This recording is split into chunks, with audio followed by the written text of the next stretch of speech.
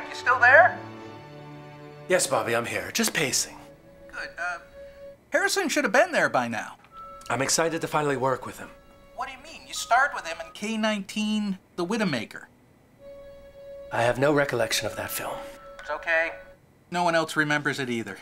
I just hope our styles can gel. I am confident they will. You two are the best when it comes to shouting at kidnappers. Liam. Harrison, Bobby's on the line. Hello, Bobby. Hey, Harrison. Let's talk about Absconded. Absconded? What is Absconded?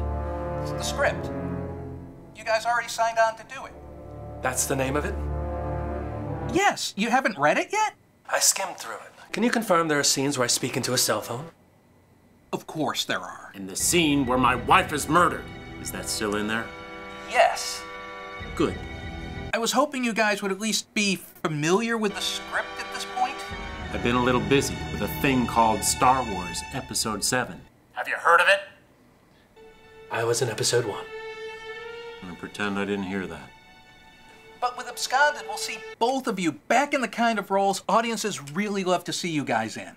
Can you confirm there are at least 3 separate scenes where I'm speaking very intensely into a cell phone, each more intense than the last? And with this, yes, it's in your contract. Because I have a very particular set of criteria. Criteria I have acquired over a very long career in order for me to play this role.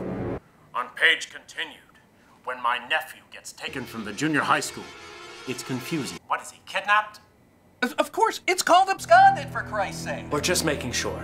Now, are there scenes where I get to point, you know, at someone? What? I can't see. I don't know what you're doing. He's pointing dramatically. Oh, pointing. Yes, Harrison. We've got some great pointing scenes for you. Pointing. Weightless pantomime. Hey. I take it back. I see your point, quite literally. Good. Now look, the first pointing scenes, they're great. But the DSP, the double self-point that happens in Act 3, it comes right after Liam throws the Mini Cooper at the jihadist. The audience will never remember the DSP. No matter how hard I point at myself with 2 fingers, it needs to happen later. Maybe around the time Liam says that line, and that's for beheading my daughter's slutty friend. Yes. When he impales the Chechen separatist human trafficking drug dealer with the knee defender? God, I love that scene. It's so true. Don't overshadow it with your DSP. It's too powerful. Fine, but then I get to pull you up into the burning helicopter on page continued. Come on, agree. But then I get to say, enjoy your stay in Paris. We throw the kingpin off the Eiffel Tower. Fine.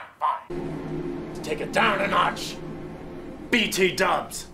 Jar Jar says hello. I cannot vouch for Jar Jar Binks. Okay. So, I think we got it all covered. Wait, are there any scenes with wolves or krakens? No.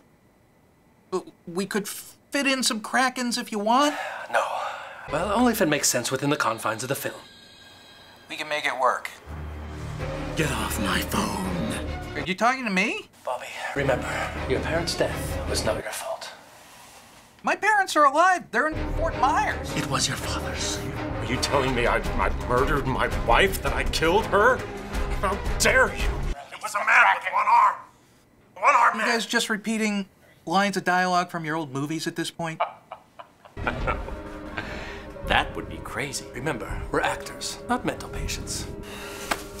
Absconded. Absconded. I like the way you shake.